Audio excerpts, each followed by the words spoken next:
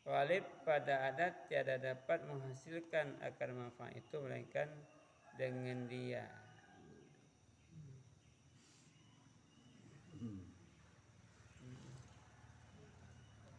Seperti mengambil bekal bagi orang yang pergi pelayaran yang tiada dekat orang dan tiada dekat negeri, maka mengusaha ia akan bekal yang mereka itu. Tiada menafikan akan tawakal. Tetapi hendaklah engkau ketahui bahawa tawakal itu tiada memberi bekas, dan hanya sungguhnya semata-mata di dalam hatimu itu engkau berpegang kepada Allah Ta'ala yang menganugerahi akan dikau daripada bekal itu. Tetapi jika engkau puasa pada pergi pelayaran itu dengan tiada membawa bekal, maka yang demikian itu terlebih tinggi pada martabat tawakal. Yang kedua, daripada masalah tawakal, yang hendak menghilangkan tawakal daripada kita berusaha ataupun bekerja. Itu ghalib pada adat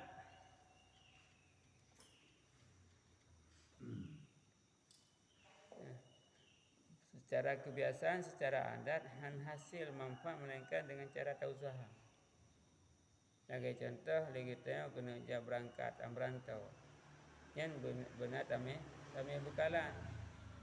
Tajak luar negara benar bekalan. Mata kami bekalannya dalam kita merantau, dalam kita tajak luar negara. Pun gadah tawakal hana gadah tawakal kepada Allah. Menansilam lagi tanya. Tapi apabila lagi tanya mampu dan sanggup kita anak kami bekalan tajak ayu. Tajak luar negara anak kami bekalan apa? Rasa tawakal juga kepada Allah Taala yang termasuk martabat yang tinggi ya. Yang tajak Medan anak kami siapa? Peng-peng anak kami, anak kami tajak ayu. Yang kan martabat yang tinggi ya. Rezeki nak keluar dalam perjalanan. Itu kedi kita yang kami bekalan, kami belanja, kami peng dalam perantauan. Yang hanya menghilangkan sifat tawakal kepada Allah. Tapi betul-betul dalam hati kita saserah itu segala but yang terjadi terhadap diri kita kepada Allah. Apa yang terjadi dalam perantauan yang mengikat hati dia kepada Allah Ta'ala.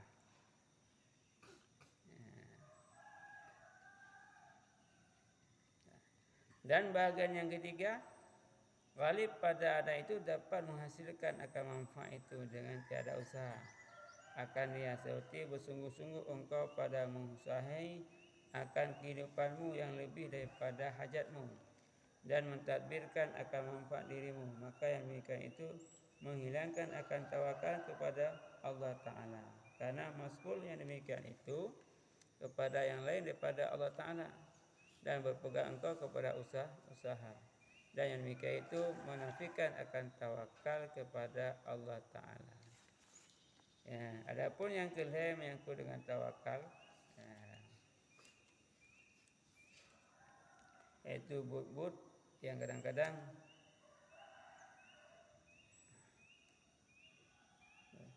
but-but yang terkadang-kadang dipegadah sifat tawakal kepada Allah. Nasib but-but yang dapat menghilangkan tawakal.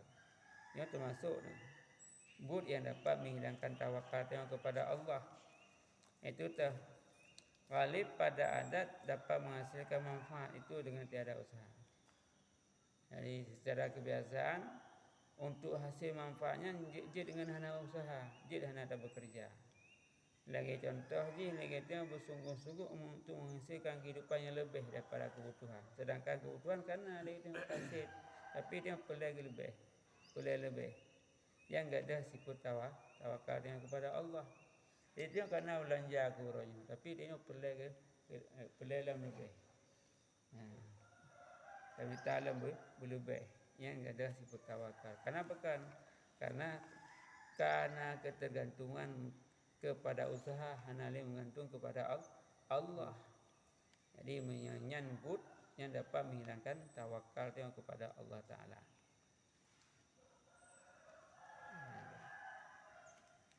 Adapun misal yang kedua itu yaitu memeliharakan manfaat yang telah ada kepadanya.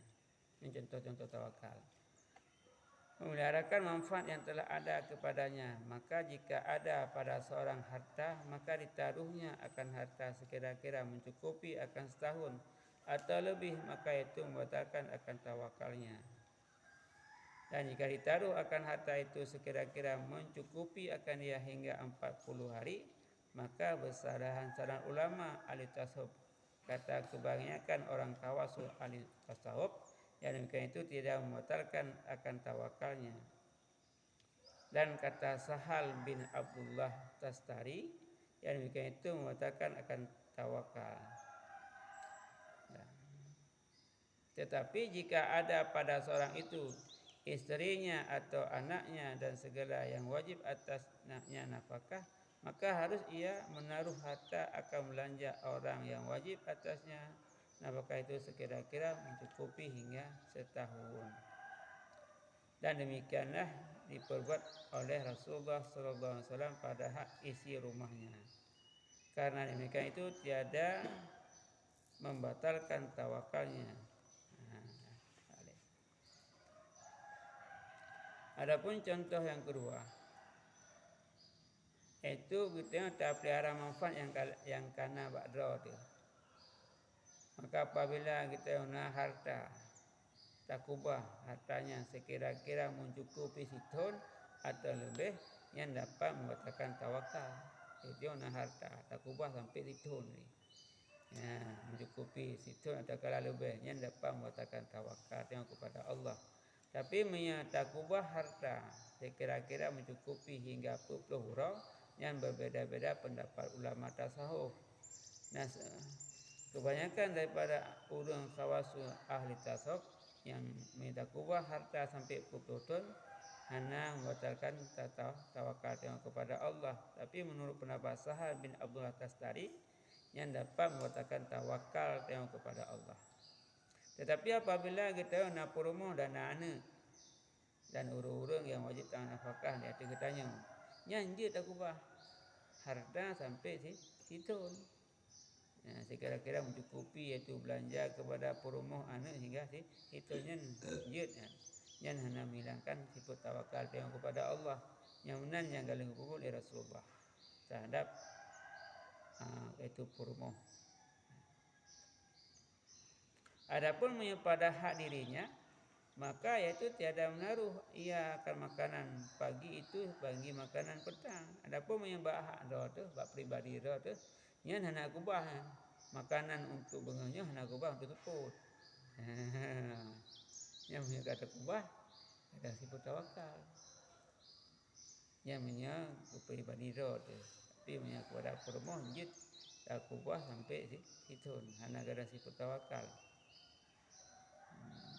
Adapun misal yang ketiga itu yakni menolakkan mudarat.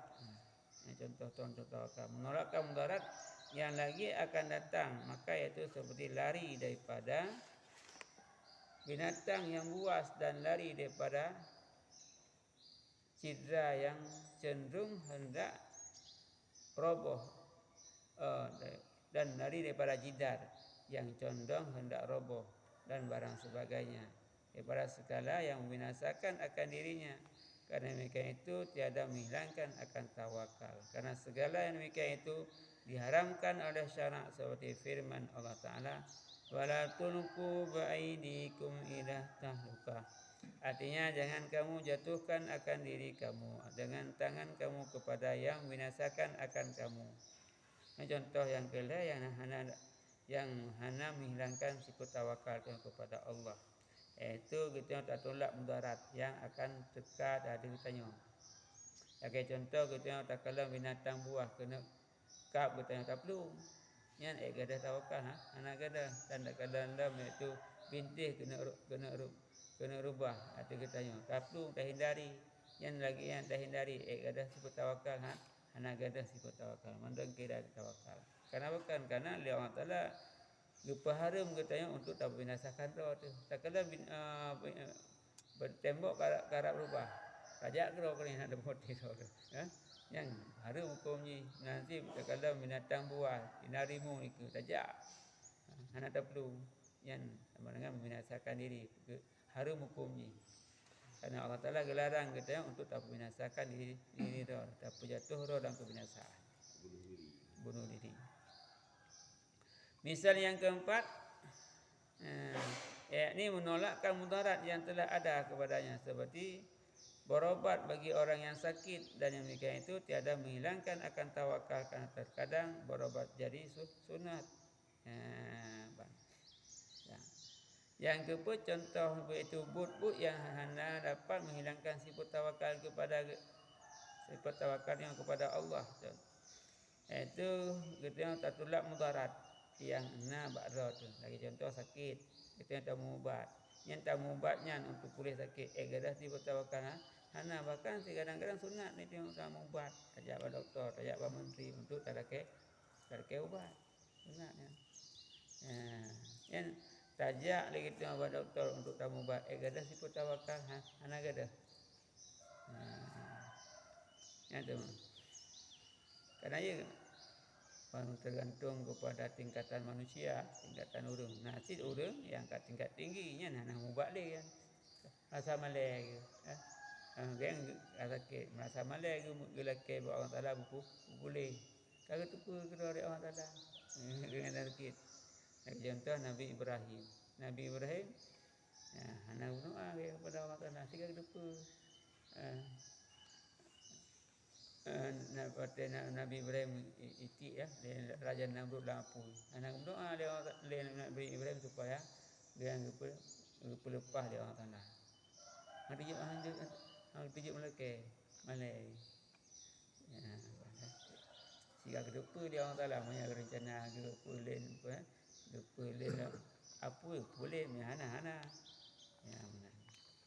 Yang kat tingkat tinggi tapi punya tingkat katanya yang punya sakit payah tak ubat yang tak ubatnya gadah sifat tawakal yang kepada Allah ana gadah matangnya tapi hati dia tetap mengikat kepada Allah jadi baik ketergantungan kepada ubatnya tapi mengumat kepada Allah tanya usaha tak ubat yang popular Allah.